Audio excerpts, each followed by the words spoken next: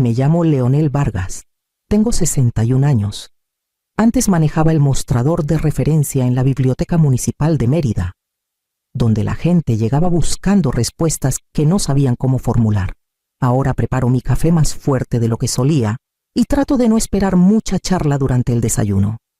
Esa mañana, la luz se colaba por las persianas de la cocina en finas rayas pálidas.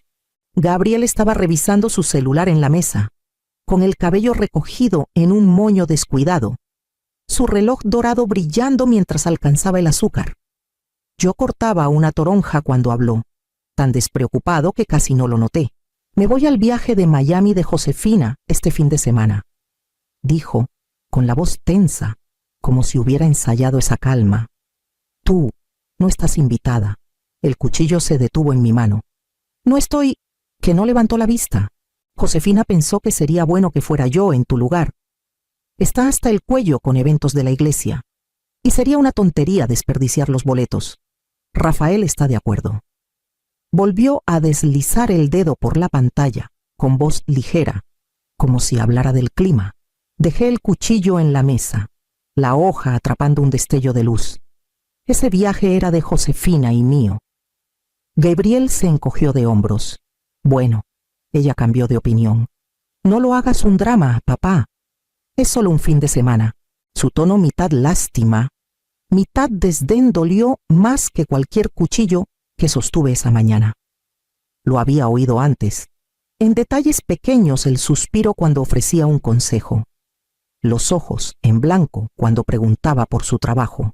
La corrección silenciosa de Gabriel Vargas en lugar de Gabriel Torres. Cada una se sentía como un pequeño borrón. Forcé una sonrisa. Disfrútalo mientras puedas, parpadeó, sorprendido por mi calma. Lo haré. Tomó su bolso, lanzó un beso al aire cerca de mi mejilla y salió de la cocina dejando un aroma a perfume y prepotencia. El silencio que dejó fue denso, casi tangible. El tic-tac del reloj llenó el espacio donde habían estado sus pasos. Limpié la encimera 2 veces, aunque ya estaba impecable. Luego, miré la silla vacía frente a mí. Afuera, los jazmines a lo largo de la calle Hidalgo en Mérida comenzaban a florecer. Sus rosas demasiado brillantes para lo vacío que se sentía la mañana. Me quedé ahí mucho tiempo, con las manos quietas, el café enfriándose a mi lado, preguntándome cuándo mi hijo empezó a confundir mi bondad con permiso. Cuando apagué la estufa, el jugo de toronja se había secado pegajoso en la tabla de cortar, y el plato intacto de Gabriel descansaba frío bajo la luz del sol. Lo dejé ahí. A la mañana siguiente al anuncio de Gabriel, busqué mi vieja maleta. Era una Samsonite azul marino, con una esquina raspada de un viaje a Puerto Vallarta hace años. La había dejado en el closet del pasillo después de que Josefina y yo reservamos nuestro viaje a Miami la primavera pasada. La puerta del closet se abrió a un espacio limpio en el suelo. La maleta no estaba. Al principio, pensé que la había extraviado, tal vez se la presté a Gabriel hace meses, pero luego recordé la pequeña etiqueta de papel en el asa LV, Mérida a Miami. Abril. La dejé ahí porque hacía el viaje más real. Algo que podía esperar con ilusión. Revisé la habitación de huéspedes, luego el garaje, incluso el ático. Nada. Cuando me senté en mi escritorio, la inquietud se transformó en claridad. Abrí el correo antiguo de la agencia de viajes. Josefina había pagado por adelantado los vuelos, el hotel y los traslados para ambos 2 nombres, 2 confirmaciones. La página cargó lentamente, el cursor parpadeando como si contuviera el aliento. Entonces lo vi. El itinerario ahora solo mostraba a Gabriel Torres. Mi nombre había desaparecido. El aire abandonó la habitación en un suspiro silencioso. Desplacé hacia abajo, leyendo la línea marcada solicitud de modificación, con fecha de hace apenas 2 días. La solicitud venía de una cuenta registrada con el correo de Gabriel, aparentemente sin que la agencia lo notara. Él había cambiado el nombre, mantuvo el mismo método de pago y reenvió el recibo a sí mismo, sin llamada, sin explicación, solo una eliminación silenciosa. Abrí mi cajón y saqué una memoria USB, la que usaba para guardar fotos familiares y recetas. Descargué todo el hilo, los detalles de la reserva, los registros de pago, el historial de edición y etiqueté la carpeta simplemente viaje. Luego cerré la laptop. Afuera, la brisa traía el leve sonido de niños caminando a casa desde la escuela primaria cercana. Sus risas suaves y lejanas. Pensé en cómo Gabriel solía correr hacia mí después de clases, con el cabello al viento y los brazos abiertos. Ahora, se movía por la vida como si yo fuera algo que debía sortear útil alguna vez, pero ya no necesario. Preparé un té y esperé a que hirviera el agua, con la memoria USB junto a la tetera como un secreto demasiado pequeño para cambiarlo todo, y demasiado verdadero para ignorarlo. Capítulo 3.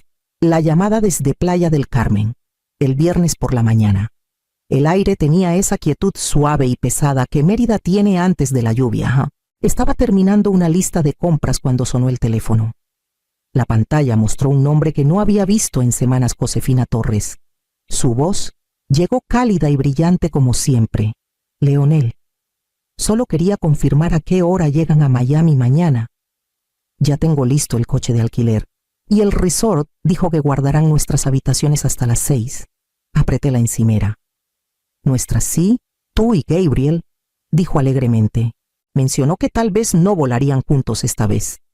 Pero pensé que sería mejor encontrarnos en la puerta de embarque de todos modos.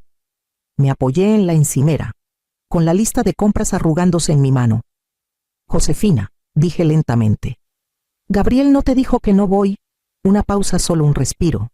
Pero sentí todo cambiar dentro de ella. ¿No vas? Me dijo que tú lo invitaste en mi lugar, respondí. Mi propia voz me sorprendió firme, tranquila, sin rogar claridad, solo colocando las palabras como piedras. Otra pausa, más pesada esta vez. Cuando habló, su tono había cambiado. Leonel, nunca cancelé tu boleto. Pensé que tú y yo seguíamos viajando juntos. Gabriel dijo que tú decidiste quedarte en casa. Afuera. Un trueno retumbó a lo lejos sobre el río.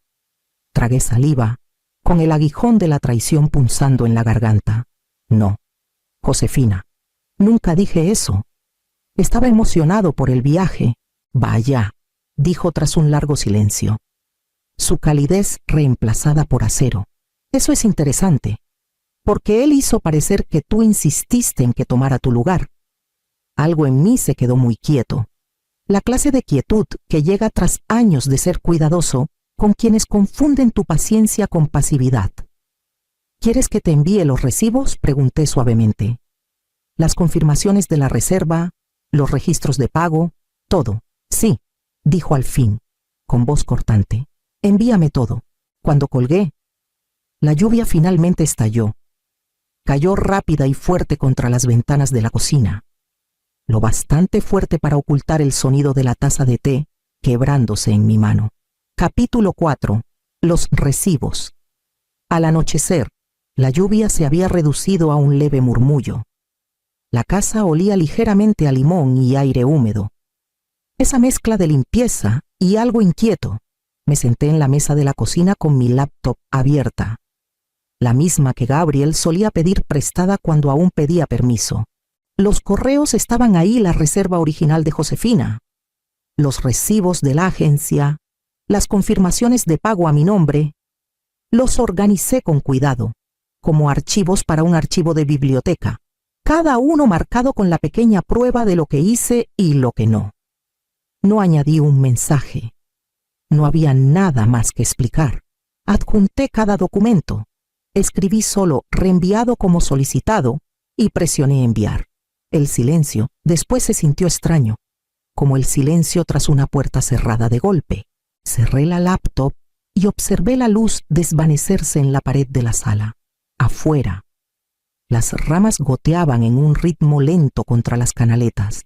En menos de 5 minutos llegó la respuesta de Josefina. Solo una línea. Déjame manejar esto. La miré hasta que las palabras se volvieron borrosas.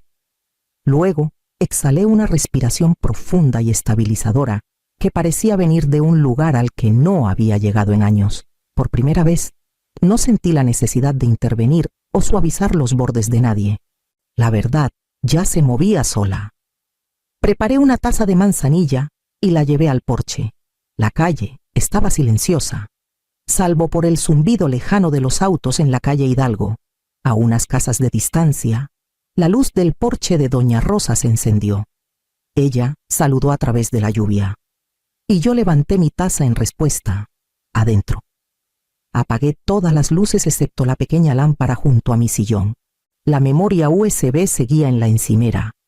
Ahora sin usar, pero reconfortante de ver un recordatorio de que a veces la protección viene en formas simples y silenciosas. Cuando me fui a la cama, las sábanas se sentían frescas y crujientes. No recé por nada ni por nadie. Solo cerré los ojos y, por primera vez en más tiempo del que podía recordar, dormí toda la noche sin esperar una disculpa que nunca llegó. El sábado por la mañana amaneció claro y brillante. El tipo de mañana que olía a sol tras la lluvia. Preparé café y no revisé mi celular. Ya no había nada que esperar. Cerca de las 10, llegó un mensaje de Josefina, solo una captura de pantalla de la notificación de cancelación de la aerolínea. Ambas reservas anuladas. La nota decía simplemente, está en la puerta de embarque. Dudé, preguntándome si Gabriel ya se habría dado cuenta de lo que pasó. Lo imaginé fácilmente Gabriel en la fila, con sus lentes de sol en la cabeza, la maleta reluciente, la impaciencia ya marcada en sus hombros. Luego el sonido del escáner, el ceño fruncido de la gente en la puerta, la pausa antes de las palabras. Lo siento, señor. Este boleto no es válido. La casa permaneció muy quieta. Hasta el reloj parecía dudar. Hacia el mediodía, mi celular comenzó a encenderse de nuevo mensajes de números que no reconocí. Un primo de Rafael, una mujer del grupo de WhatsApp de la familia Torres, y uno de Rafael mismo, aunque no escribió ni una palabra, solo un punto, y luego nada. Abrí las cortinas. La luz del sol se derramó sobre la mesa donde envié esos recibos.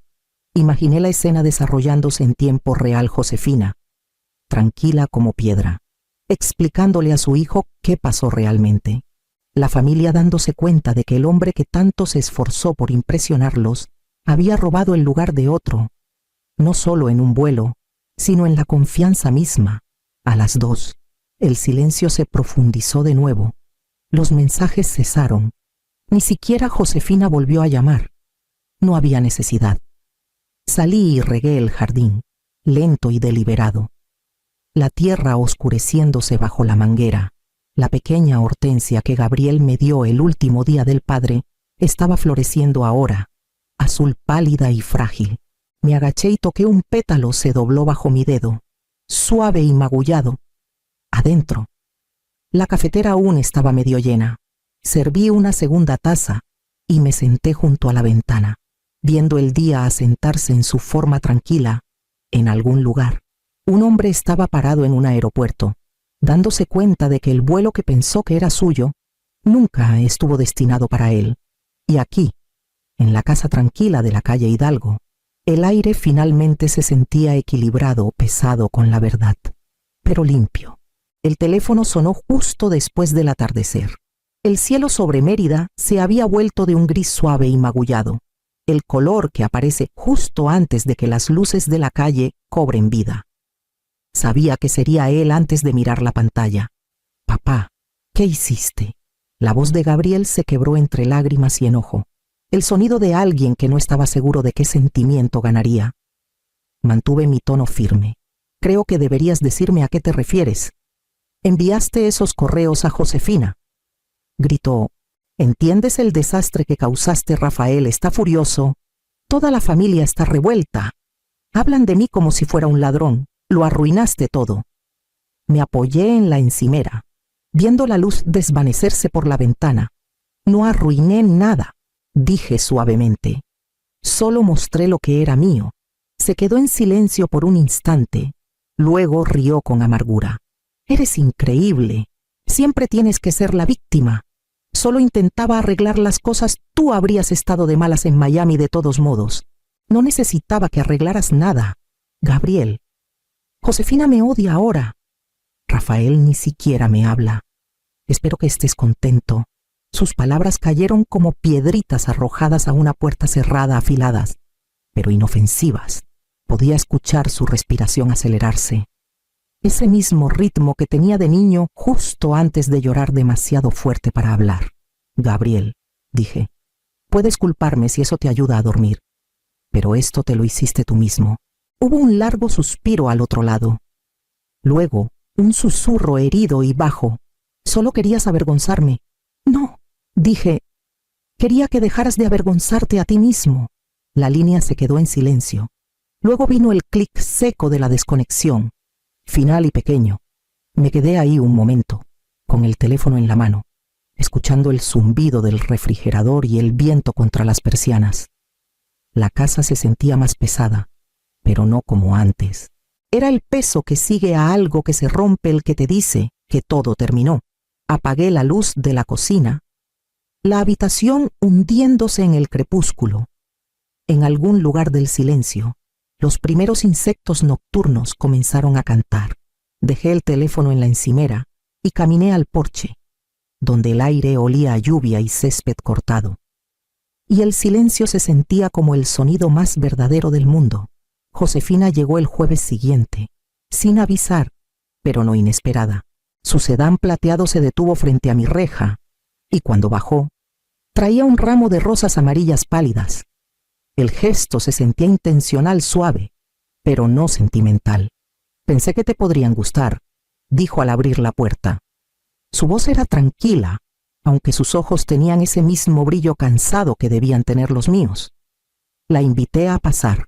Nos sentamos en la mesa de la cocina, la misma donde Gabriel anunció su viaje como si fuera un mandado cualquiera. Josefina colocó las flores en un jarrón mientras yo preparaba té. El aire entre nosotros fue cortés al principio, lleno de los sonidos de cucharitas contra la porcelana. Finalmente, suspiró. Supongo que debí haberlo visto antes, dijo. Tu hijo ha estado intentando probarse a sí mismo desde que se casó con nuestra familia, siempre actuando en lugar de pertenecer. Sus palabras no llevaban crueldad, solo un dolor silencioso. Miré las rosas abiertas, imperfectas, con bordes apenas empezando a marchitarse, y asentí. Ha sido así desde pequeño, siempre con miedo de ser común. La expresión de Josefina se suavizó. Lastimó a mucha gente esta semana, pero tal vez esto es lo que necesitaba para madurar. Tomamos el té despacio, dejando que el silencio se extendiera hasta que se sintió como descanso en lugar de tensión. Afuera, la luz de la tarde se tornó dorada a través de las cortinas de encaje. Antes de irse, Josefina tocó mi brazo. Lo manejaste con más gracia de la que yo tuve. Dijo, si eso te da algún consuelo, espero que lo tomes. Cuando se fue, el jarrón de rosas se quedó en la mesa, su aroma leve pero constante, algo vivo, a pesar del daño. Gabriel llegó un martes por la tarde, sin avisar. El sonido de su coche en la entrada me apretó el estómago de una manera que no había sentido desde que tenía 16 y llegaba tarde del toque de queda. Estaba en la puerta sin nada, ni flores, ni pretextos. Su cabello estaba recogido, su rostro pálido y sin maquillaje. Solo quería hablar, dijo. Me hice a un lado y entró despacio, mirando la sala como si la viera por primera vez. Las rosas de la visita de Josefina ya se habían marchitado. Sus pétalos esparcidos por la mesa. Se sentó, entrelazando las manos con fuerza en su regazo. No debí mentir, comenzó.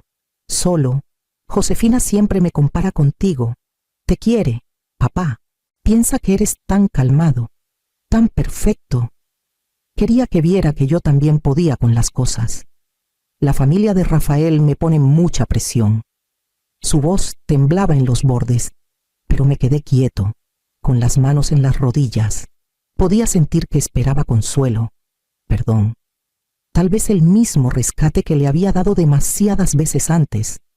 Gabriel, dije suavemente, la confianza no se presta, se construye, y no puedes construirla con el nombre de alguien más. Bajó la mirada, asintiendo mientras las lágrimas caían silenciosas en sus manos. Durante un largo rato, ninguno habló.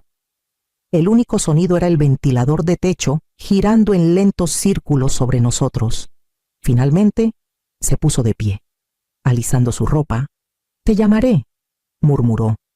No respondí. Cuando la puerta se cerró tras él, la casa volvió a su silencio habitual pesado, pero honesto.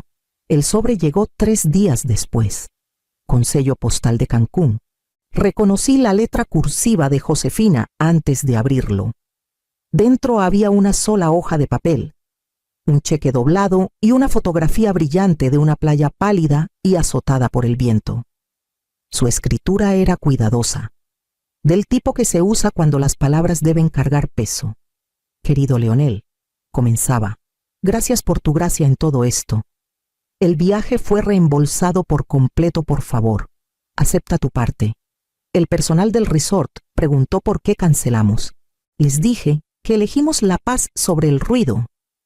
Pasé mi pulgar por la foto, la arena intacta, las sillas alineadas en filas esperando a huéspedes que nunca llegaron. Parecía casi sagrada en su vacío. El tipo de lugar donde puedes escuchar tus propios pensamientos sin necesidad de responderles. El cheque estaba a mi nombre, limpio y formal. Lo puse de nuevo en el sobre con la fotografía y los deslicé en el cajón junto a mi escritorio. No pertenecían a la vista. El aire en la casa se sentía diferente, estable de nuevo. Sin la tensión que había llenado cada rincón las últimas semanas, afuera. El árbol de magnolia dejaba caer sus flores una por una, los pétalos cayendo como pequeñas confesiones silenciosas. Preparé una olla de té fresco y abrí la ventana, dejando que la brisa de la tarde se colara por las cortinas. El recibo de la verdad, pensé. Es la paz misma, y la mía ya había sido pagada por completo. Para cuando abril se asentó en Mérida, la ciudad había vuelto a su ritmo tranquilo. Los jazmines de la calle Hidalgo florecían brillantes contra las banquetas pálidas, y las tardes olían levemente a sal del río. Había comenzado a ser voluntario en la biblioteca 2 veces por semana, solo acomodando devoluciones y ayudando al nuevo bibliotecario con el sistema de catálogo. Se sentía bien moverme entre libros de nuevo, escuchar el susurro tranquilo de las páginas en lugar del eco de viejas discusiones. La gente saludaba cuando pasaba por la plaza. Vecinos que me habían visto cuidar el porche durante años. Doña Rosa trajo un frasco de su mermelada de zarzamora y dijo que la calle se sentía más tranquila últimamente. Sonreí porque tenía razón. Esa noche salí de la biblioteca justo cuando las lámparas del parque se encendían. El aire era suave, como solo lo es antes de que empiece el verano. Al llegar a casa, me detuve en la reja, mirando la pequeña luz del porche que Antonio había instalado hace mucho. Había estado apagada por años, esperando a alguien que nunca regresó. Encendí el interruptor. La bombilla brilló firme y cálida, proyectando un círculo de luz sobre los escalones. Esta luz ya no es para esperar, susurré. Es para la paz. Adentro. El teléfono vibró en la encimera. Un mensaje de Gabriel llegó horas después. Papá. Gracias por todo lo que no vi. Lo leí 2 veces. Luego puse el teléfono boca abajo junto al jarrón de rosas marchitas. La casa estaba silenciosa, pero no vacía. Afuera, la luz del porche zumbaba suavemente contra el aire de la noche. Y por primera vez en mucho tiempo, me di cuenta de que el silencio también podía ser amable. Me llamo Rosaura Salazar. Tengo 64 años. La gente suele decir que mi voz suena más joven por teléfono. Tal vez porque aún intento comenzar cada día con un propósito. Esta mañana, ese propósito era manejar hasta Puerto Escondido, a la casa que mi esposo y yo compramos hace 20 años. Una casa que haya estado en silencio desde que él se fue. La carretera brillaba bajo el calor del amanecer. El musgo español colgaba sobre los árboles, rozando el tejado de mi coche como un susurro. Había empacado artículos de limpieza, un juego de llaves de repuesto y los documentos del contrato de renta que mi abogado había preparado. Se sentía bien planear de nuevo, hacer algo práctico con el pasado. Cuando la radio empezó a sonar un jazz suave, tamborileé los dedos en el volante. La música me recordaba los domingos por la mañana café, pintura fresca, mi esposo leyendo el periódico en el porche que ahora iba a repintar. Al cruzar el puente sobre el río Huatulco, las gaviotas volaban en círculos sobre el agua, destellos blancos contra el cielo. A lo lejos, apareció el contorno de la casa, una cabaña pintada de amarillo pálido, escondida entre pastos marinos y el viento salado. Reduje la velocidad cuando las llantas tocaron la grava del camino. El aire olía a marisma y océano, familiar y limpio. Por un momento, una paz profunda se asentó en mi pecho. Entonces noté algo fuera de lugar, un triciclo rojo pequeño junto a los escalones. Con cintas descoloridas por el sol en el manubrio, ¿habían estado jugando niños aquí antes? No lo había notado hasta ahora. Dejé el motor encendido, con el corazón tranquilo pero curioso, y tomé mis llaves. Desde el interior, un sonido suave se filtraba a través de las paredes, risas delicadas, de esas que no pertenecen a una casa vacía. Las risas se volvieron más claras mientras subía los escalones del porche. Un segundo juguete, un oso de peluche al que le faltaba un ojo. Yacía medio enterrado en la arena junto al marco de la puerta. Puse la palma en la perilla. Giró con facilidad. ¿Me olvidé de cerrar esta vez? ¿O alguien usó la llave que dejó Antonio? Mi respiración se volvió más lenta, como si mi cuerpo entendiera algo que mi mente aún rechazaba. Adentro, el aire no olía como la casa que dejé hace meses. Comida frita, crayones y algo dulce pero rancio, tal vez jarabe, impregnaban el ambiente. Las paredes blancas que recién había pintado estaban manchadas con huellas pequeñas. En la mesa de centro había medio sándwich y un vaso plástico rosa goteando jugo sobre la madera. Desde la cocina venía el sonido de platos chocando y agua corriendo. Seguí el ruido, con el corazón latiendo fuerte. Y ahí estaba ella, Marisol, mi nuera. Llevaba mi delantal, removiendo algo en una olla como si esta fuera su casa. Su cabello rubio estaba recogido deprisa, con mechones sueltos, y su celular tocaba música junto a la estufa. Levantó la mirada, sorprendida solo por medio segundo antes de que su rostro se relajara en algo casual. «Llegaste temprano», dijo, como si me hubiera estado esperando. Luego, señalando hacia la sala, añadió: «Ya que estás aquí, puedes cuidar a los niños ahora». Por un momento, no pude hablar. Las palabras se enredaron en mi lengua. Mi delantal, mi casa, mi silencio. Finalmente, mi voz se quebró. «¿Qué haces aquí?» Marisol se encogió de hombros, sin inmutarse. «Gabriel dijo que no había problema. A los niños les encanta estar aquí, y tú no la estabas usando. De todos modos». 3 caritas asomaron desde el pasillo, 2 niños y una pequeña aferrada a un crayón. Me miraron y luego corrieron riendo hacia lo que solía ser el cuarto de huéspedes. Me acerqué, bajando la voz. «Te mudaste a mi casa sin preguntar».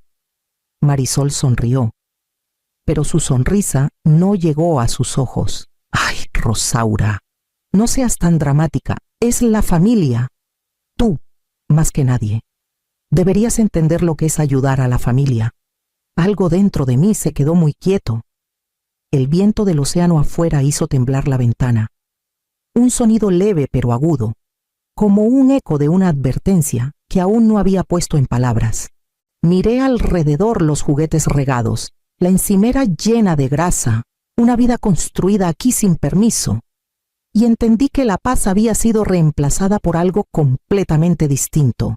Marisol se recargó en la encimera, con los brazos cruzados, la cuchara de madera aún en la mano como un arma que no necesitaba. «Tienes 2 casas», Rosaura dijo con ligereza, aunque había un filo en su tono. «Nosotros no tenemos nada. El contrato de Gabriel terminó, y con su nuevo trabajo en Ciudad de México, tenía sentido quedarnos aquí un tiempo. Ni siquiera la estabas usando». Miré alrededor las paredes manchadas, los cojines volteados, la pila de platos en el fregadero. Cada centímetro de la casa se sentía mal, como si alguien hubiera reescrito mi vida con crayones. No tenías derecho a mudarte, dije, con la voz firme pero baja. Ella se encogió de hombros. No es como si hubiéramos forzado la entrada. Vi una llave de repuesto en ese cajón la última vez que vine, dijo, intentando sonar casual. Señaló hacia el aparador junto a las escaleras, donde había encontrado las cartas y recuerdos de Antonio hace meses. Recordé que estaba ahí, así que, técnicamente, no invadimos. Por un segundo no pude respirar. Esa llave no se había tocado desde el día que lo enterré. Se suponía que debía quedarse así, como un símbolo de confianza, de algo terminado. Las risas de los niños resonaban desde el pasillo, libres y salvajes, llenando el espacio que antes guardaba tardes tranquilas y el murmullo de jazz antiguo. Mis dedos se apretaron contra el respaldo de una silla. Necesitan irse hoy. Marisol, dije, les daré tiempo para recoger sus cosas. Su boca se abrió. ¿Hablas en serio? ¿De verdad te estás echando a tu propia familia? ¿Qué clase de persona hace eso? Una persona cansada de que se aprovechen de ella. Ella soltó una risita burlona. Eres una fría. La palabra golpeó el aire como una bofetada. Pero no me inmuté. En cambio, la enfrenté por completo. Poner límites no es crueldad, dije en voz baja.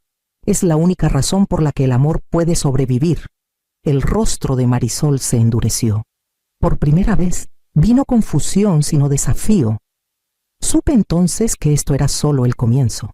Esa noche, me senté a la mesa de la cocina con mi celular junto a una taza de té frío.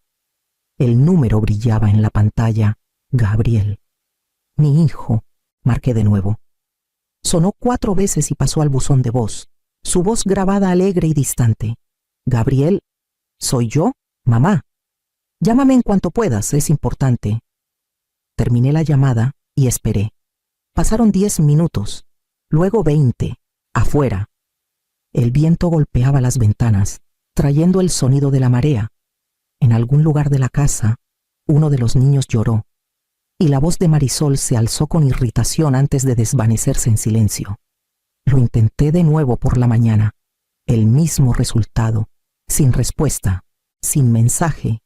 Solo ese tono cortante que se había convertido en su manera de mantener la distancia desde que se mudó a Ciudad de México.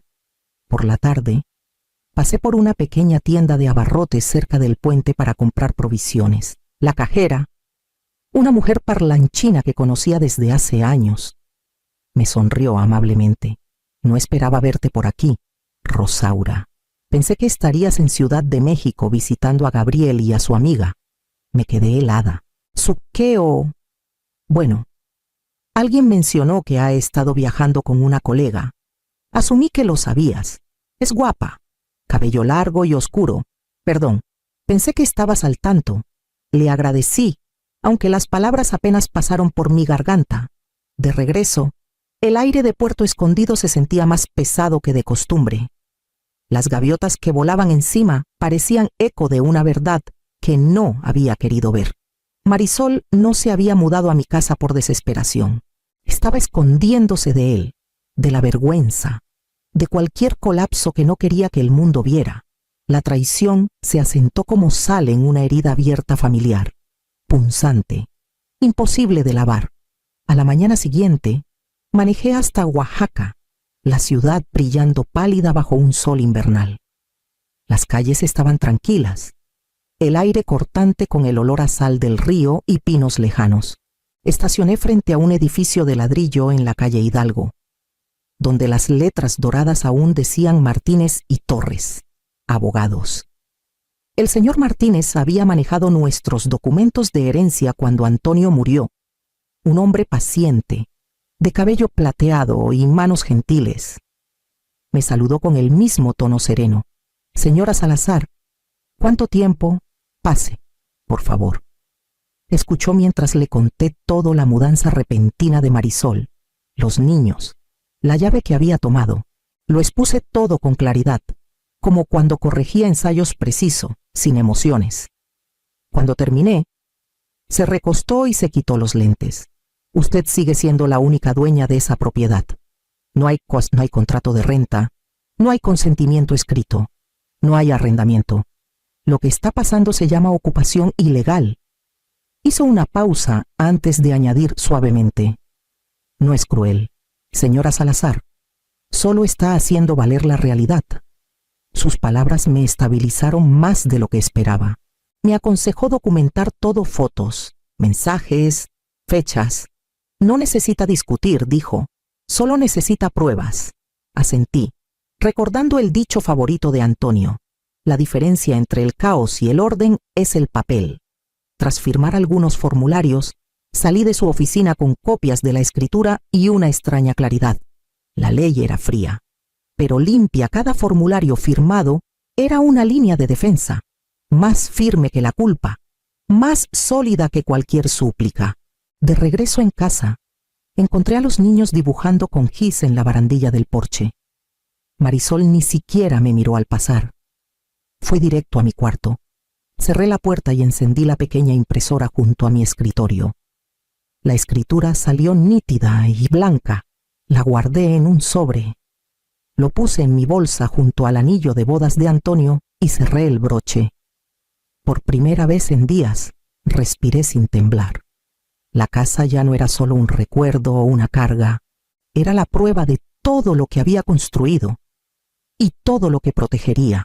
Cuando regresé a Puerto Escondido esa tarde, el cielo se había tornado del color de la plata deslustrada. La marea estaba baja y las gaviotas volaban perezosas sobre las dunas. Desde el porche ya podía escuchar el zumbido de una caricatura dentro, demasiado alta, demasiado familiar. Al abrir la puerta, Marisol ni siquiera levantó la vista. Estaba sentada con las piernas cruzadas en el sofá, deslizando el dedo por su celular, mientras los niños corrían en círculos a su alrededor. Una pila de ropa sin doblar se desparramaba por el suelo. «Aquí estás», dijo, con un tono afilado por la molestia más que por la culpa. «Qué bueno. Ahora sí puedes ayudar. El almuerzo no está listo. Los niños necesitan ropa limpia y Mía derramó jugo por todos lados. Ya que estás aquí, puedes cuidarlos ahora». Me quedé quieta, con las manos en mi bolsa. «Disculpa». Me miró, sonriendo con la impaciencia cansada de alguien acostumbrado a dar órdenes. «No es tan complicado, Rosaura. Solo vigílalos 1 o 2 horas. Necesito un descanso». Algo dentro de mí encajó, suavemente, con certeza. La calma que me llenó no era enojo, sino reconocimiento. Había visto este patrón antes: Marisol dando órdenes, asumiendo que cedería ante la palabra familia. Puse mi bolsa en la mesa y la miré a los ojos. «Entonces, llamaré a su padre, por primera vez». Se quedó helada. El color se le fue del rostro. «¿Que ya me oíste?» Saqué mi celular y busqué el número de Gabriel. Si no está trabajando, seguro contestará por esto. La respiración de Marisol se cortó. Está trabajando fuera», dijo rápido, su voz traicionando un destello de miedo. Presioné el botón de llamada. Sonó 2 veces antes de que saltara el buzón de voz. Hablé despacio, cada palabra medida. «Gabriel, soy tu madre. Tu familia está en mi casa sin mi permiso. Resuélvelo, o la policía lo hará». Cuando terminé la llamada, el silencio que siguió era denso como la niebla. Los niños dejaron de correr. El celular de Marisol se deslizó de sus dedos y cayó en el sofá con un golpe sordo. Me miró, con los ojos muy abiertos, la boca ligeramente abierta, como si las paredes mismas se hubieran vuelto contra ella. «No lo haría», susurró. Tomé mi bolsa de nuevo, tranquila y firme. «Ya lo hice. Afuera». El viento cambió, trayendo el olor a sal a través de la puerta mosquitera rota. Por primera vez en semanas, la casa volvió a sentirse mía. Los oficiales llegaron poco después del almuerzo, su patrulla entrando silenciosamente al camino de grava. Yo estaba de pie junto a la ventana, esperando, no con nervios, sino con una extraña resolución. Los niños estaban dormitando, la televisión por fin en silencio. Un golpe firme resonó en la casa. Marisol apareció desde el pasillo, su rostro pálido, aferrando una canasta de ropa contra el pecho. Cuando vio los uniformes, se quedó inmóvil. «Buenas tardes, señora», dijo uno de los oficiales con cortesía. Era mayor, con canas en las sienes, su placa reflejando un rayo de sol. «Recibimos un reporte sobre ocupación no autorizada». «Soy Rosaura Salazar», dije. «Esta es mi casa». Le entregué el sobre de mi bolsa, la escritura impresa, perfectamente etiquetada. La voz de Marisol se quebró. «No pueden hacer esto, somos familia». El oficial mayor la miró, su expresión paciente pero firme. «La familia no está por encima de la propiedad. Señora, si la dueña le pide que desocupe, debe cumplir». Los hombros de Marisol cayeron. Por un momento, vi cómo el desafío se desvanecía, reemplazado por algo casi humano, miedo. Se giró, recogiendo la ropa de los niños con manos temblorosas. Los niños comenzaron a llorar, confundidos por la tensión. La pequeña Mía se aferró a la pierna de su madre, preguntando qué pasaba. Me arrodillé junto a ella, alisándole el cabello. «Todo está bien, pequeña. Vas a irte a casa con tu mamá». Mi propia voz me sorprendió. Tembló solo en los bordes. Marisol metió ropa en una bolsa de plástico, sus movimientos torpes. «Lo arruinaste todo», susurró, sin mirarme. «Gabriel nunca te lo perdonará».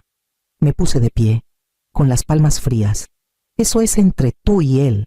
Los oficiales la guiaron suavemente hacia la puerta, uno cargando las cosas de los niños, el otro sosteniendo la puerta abierta. La casa se volvió más silenciosa con cada paso que daban. Cuando el último niño cruzó el umbral, el oficial mayor me dio un pequeño asentimiento. «Nos aseguraremos de que salgan de la propiedad en paz, señora Salazar». «Gracias», logré decir. La puerta se cerró suavemente tras ellos. Solo quedó el sonido del mar, un ritmo bajo y constante contra la orilla. Agarré el respaldo de una silla para estabilizar mis manos, respirando en el vacío que dejaron. No era triunfo lo que sentía, era algo más cercano al alivio y algo más pesado que el arrepentimiento. Pasaron 3 días antes de que el teléfono sonara. La pantalla se iluminó con el nombre de Gabriel, y por un momento casi lo dejé ir al buzón. Cuando contesté, su voz llegó cortante, a la defensiva. «Mamá». «¿Qué demonios pasó, Marisol?» «Dice que llamaste a la policía. Hiciste que sacaran a los niños de la casa». «¿De nuestra casa?». Cerré los ojos, manteniendo mi tono tranquilo. «No es tu casa, Gabriel, es la mía. Siempre lo ha sido». Exhaló con fuerza. «Pudiste haberme llamado primero. No tenías que avergonzarla así». Caminé hacia la ventana, observando cómo la luz de la marisma se movía sobre el agua. «Te llamé», dije en voz baja. «No contestaste». Antes de que pudiera responder, toqué la pantalla del teléfono y reproduje el mensaje guardado. La voz de Marisol llenó la habitación. Risas, descuido, el sonido de una mujer que pensó que había ganado. «Tu madre no dirá nada. Nunca lo hace. Solo le diré que nos quedaremos hasta que Gabriel regrese. Cederá. Siempre lo hace». Cuando la grabación terminó, solo hubo silencio en la línea. Finalmente, Gabriel habló, con la voz más baja. «Mamá». No sabía que había llegado a ese punto. Miré la escritura aún sobre la mesa, con una leve arruga donde mis dedos habían apretado demasiado. «No preguntaste para saberlo». «Gabriel», dije suavemente. Comenzó a decir algo más, pero se detuvo. El silencio se extendió entre nosotros, lleno solo por el zumbido del ventilador de techo y el lejano grito de una gaviota. Luego, la línea se cortó. Por un largo rato, me quedé junto a la ventana, con el teléfono aún en la mano, preguntándome cómo el silencio podía sonar más pesado que cualquier discusión. A la mañana siguiente, Puerto Escondido se sentía extrañamente quieto. La noticia ya se había esparcido. Las cosas viajan rápido aquí, en el mercado. Algunos vecinos me detuvieron entre los pasillos, sus voces bajas pero amables. «Hiciste lo correcto», Rosaura, dijo la señora Vargas, la viuda que vivía a 2 calles. «Esa casa es tuya. No dejes que nadie te haga sentir mal por protegerla». Sonreí, aunque la sonrisa pesaba en mi rostro. «Gracias», dije. y lo decía en serio. Afuera, las gaviotas gritaban sobre el muelle, el mismo sonido que siempre había amado, pero ahora se sentía diferente, más agudo, más solitario. Regresé a casa con las ventanas abiertas, el viento trayendo el aroma a sal y lluvia lejana. La casa estaba impecable otra vez. Los oficiales habían devuelto la llave de repuesto. Las cerraduras fueron cambiadas. Aún así, quedaban ecos el contorno tenue de una huella infantil en la barandilla del porche. Una coleta rosa bajo el sofá. La dejé ahí un rato antes de tirarla a la basura. Esa noche, preparé té y me senté junto al pequeño escritorio en mi cuarto. La pantalla de mi laptop brillaba pálida en la penumbra, mientras hacía una donación al Fondo de Apoyo Familiar de Oaxaca. La página pedía un mensaje para acompañar el donativo. Escribí: para los niños atrapados entre los errores de los adultos. Cuando cerré la laptop, la habitación quedó en silencio, salvo por el ritmo constante del mar afuera suave, constante, indulgente a su manera. Pasaron semanas y la casa dejó de sentirse como una herida. Contraté a una nueva administradora de propiedades, una joven llamada Leonor, que se movía con confianza silenciosa y anotaba todo en tinta azul impecable. Juntas, recorrimos cada cuarto, revisando pintura, accesorios y cerraduras.